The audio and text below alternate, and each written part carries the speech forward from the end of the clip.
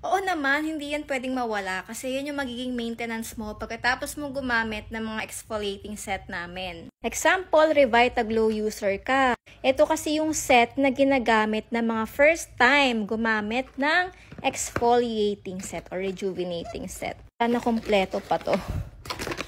Nawawala yung night cream. Basta apat to guys, may night cream siya. Pagkatapos mong maka 1 month dito, heto na yung gagamitin mong maintenance set. Yung Secret Glow na. Ito kasi 1 month mo lang siyang pwedeng gamitin since it's an exfoliating set. Pero ito ay pwede po kahit gaano katagal, wala pong limit. At pwede rin siya sa breastfeeding mommies. O pang maintenance set mo lang talaga siya. Tapos, pag user ka rin ng 7 days exfoliating set, uy, sino to? For example, tapos ka na at naka 1 month ka na ulit dito, ito na po ulit yung magiging maintenance set mo. Ito naman yung target nito, syempre yung may mga acne, hyperpigmentation, yung mga dark spots na ang tagal bago mawala, para sa mga oily and acne prone skin siya.